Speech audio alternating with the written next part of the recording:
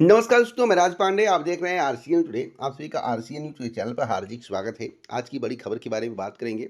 तो आइए हर एक खबर के बारे में जान लेते हैं। उससे पहले जो है इस चैनल को सब्सक्राइब कर लें, क्योंकि इस चैनल पर जितनी भी खबर आपको मिलेगी 100% ऑथेंटिक मिलेगी।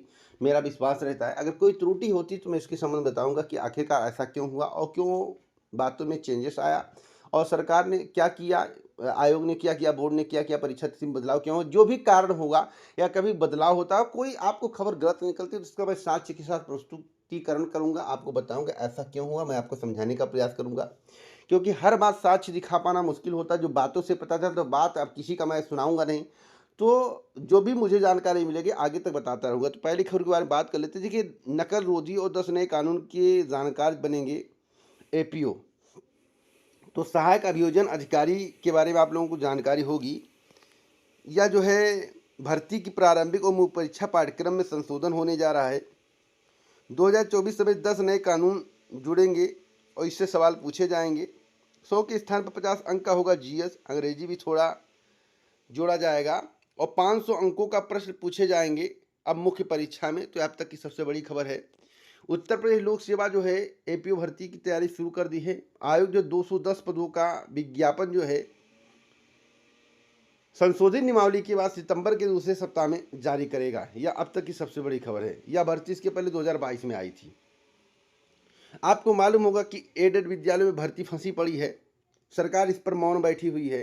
राजकीय और अशासकीय विद्यालयों में शिक्षक भर्ती के लिए एक अर्हता संबंधित समान नियमावली लागू होने के बावजूद अशासकीय सहायता प्राप्त माध्यमिक विद्यालयों में भर्ती फंसी हुई है, जबकि राजकीय विद्यालयों में सहायक अध्यापक और प्रवक्ता भर्ती की प्रक्रिया शुरू की जा चुकी है। ऐसा क्यों? क्या यह दोहरा चरित्र दर्शाता है? सरकार के बस में क्या नहीं है कि इस भर्ती को भी कंप्लीट करवा दे? आप लोगों को क्या मानना है, किस कारण से यह भर्ती फंसी हुई? आप अपनी राय कमेंट बॉक्स में जरूर दें।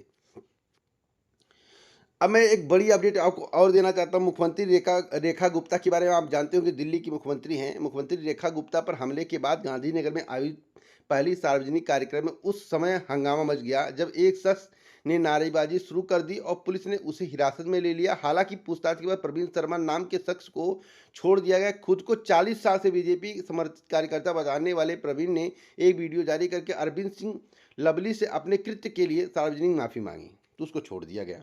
चलिए, एक बड़ी अपडेट मैं आपको और देना चाहता हूं जिसके संबंध में आपको जानकारी होना जरूरी है।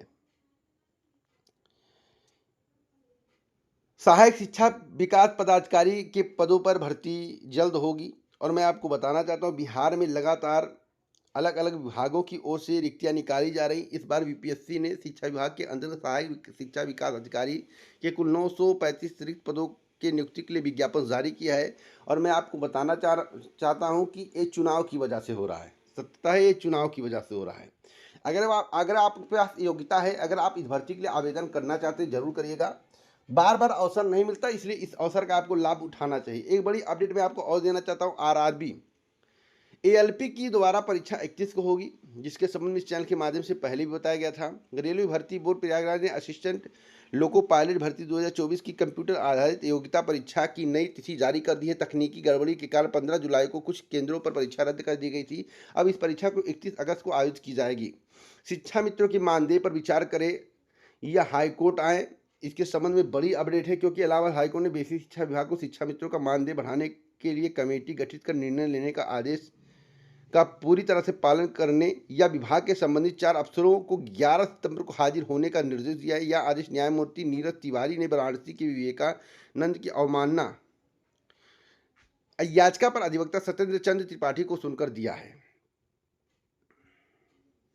एक बड़ी अपडेट मैं आपको और देना चाहता हूँ। भ्रष्टाचार करने वाले जेल जाएंगे और उसकी कुर्सी भी नहीं बचेगी, ऐसा देश के प्रधानमंत्री मोदी जी का कहना है। आप इस भाषण पर अपनी राय दीजिए कि जो जितने मंत्री बने हुए हैं पाकशाह हैं और जितने बीजेपी में सब पाकशाह हैं, और पहले किसका क्या था, आप लोग कमेंट बॉक्स में बताइएगा। और किस तरह से लोग छूट गए, किस तरह से लोग बरी हो गए, कैसे हो गए, आप इसके बारे में कमेंट बॉक्स में जरूर बताएं। अब मैं कुछ और बड़ी अपडेट आपको देना चाहता हूं। जैसे मान लीजिए टीजीटीपीटी भर्ती की 30,000 पदों का अरियाचन की बात है। मैं आपको बता दूं 30,000 पदों पर भर्ती नहीं आएगी। मुझे ऐसा लगता है कि अरियाचन पहुंचते जो है पदों की संख्या घटकर जो है 14 15,000 से लेकर 18,000 20,000 मानिए 15 से 20,000 के मध्य हो जाएगा। मुझे ऐसा प्रतीत होता है 30,000 पदों पर भर्ती आने की उम्मीद कम दिख रही है। 30 तो नहीं आएगा, कम जरूर होगा, लेकिन 15 से 20 का मैं एक्सपेक्टेड अनुमान लगा रहा हूँ। और आपको यूपी टेट की तैयारी करते रहना चाहिए। यूपी टेट के संबंध में मैं लगातार जानकारी दे रहा हूं, क्योंकि यूपी टेट क्वालिफाई होंगे तभी आप नई प्राथमिक शिक्षक भर्ती के लिए अप्लाई कर पाएंगे। हो सकता है कि यूपी टेट परीक्षा कराने के बाद, परिणाम जारी करने के बाद ही नई प्राथमिक शिक्षक भर्ती दें। इसलिए मैंने कहा था जून के पहले कुछ नहीं होना, जून के बाद मिड तक आपको वेट करना पड़ेगा। तो आप वेट करिए मिड तक, और सरकार के द्वारा ऐलान किया जाएगा, क्योंकि 2027 के चुनाव में इसका लाभ भी सरकार को लेना है।